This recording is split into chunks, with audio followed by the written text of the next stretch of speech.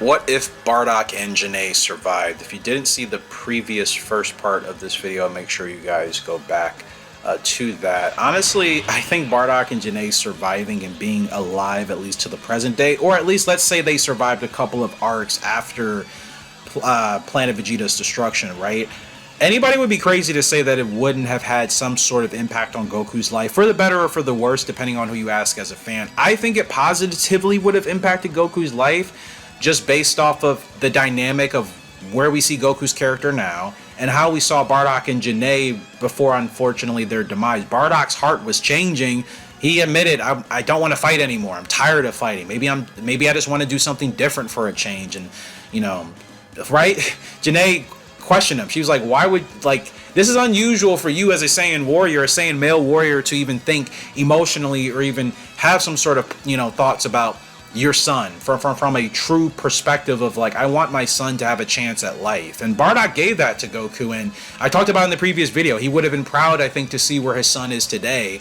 And Goku's mother, come on, man. Goku's innocence is in Gine. I hate that people automatically just say, no, dude, it's only because he hit his head that he's this sweet guy. Yes, that, I think, changed the entirety of Dragon Ball when it comes to, oh yeah, he was not going to destroy the planet now after having hitting his head. Prior to that, Goku more than likely, once the full moon came about, would have destroyed Earth or had something like that happen. But Goku's character, Goku's personality, part of that innocence that we see, that is Gine. When we finally see the Dragon Ball Super Broly movie and we see Gine in a canon context, in my opinion, for the first real time, despite any other content you've seen, I'm like, that explains Goku's temperament. And of course, Toriyama had chance to obviously retcon that in, because this comes well after the introduction of just obviously the idea that Goku was a Saiyan warrior. He had Saiyan parents that, you know, were destroyed during Planet Vegeta's destruction.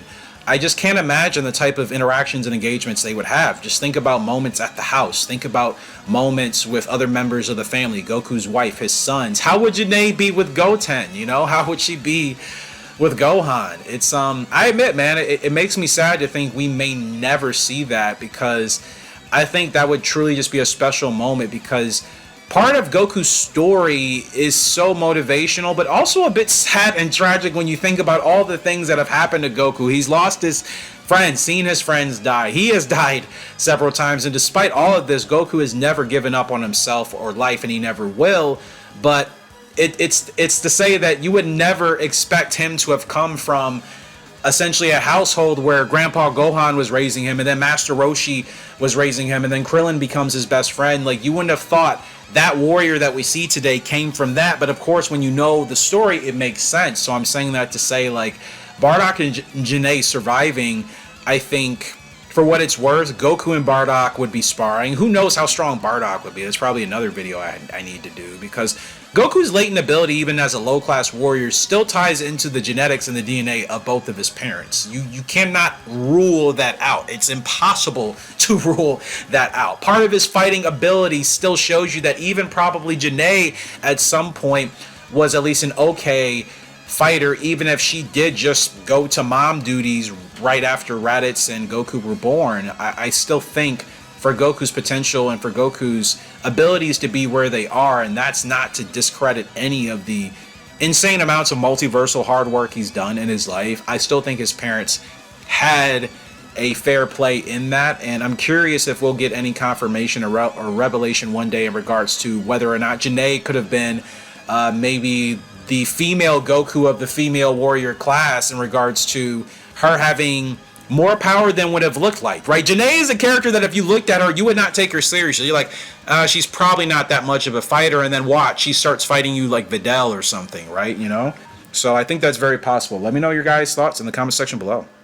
So in all honesty, how long do you think Bardock and Janae would have survived? Let me know that as well in the comments. I apologize if I've been getting around to responding to comments lately. I've just been really trying to get more videos out to you guys, and I usually mass respond to the comments and feedback when I have some time. But I think Bardock and Janae, honestly, if they were near Goku or close to him, because they were his parents, I don't know what the sentimental value would have been for Goku to revive them more than once. I would imagine probably so, if they were close enough, right? I would see Bardock and Gine surviving for as long as Goku was able to protect them, unless they were targeted, and that might be something we go into in the next video, actually. So appreciate you guys' love and support on the channel. Make sure to subscribe if you are new as well.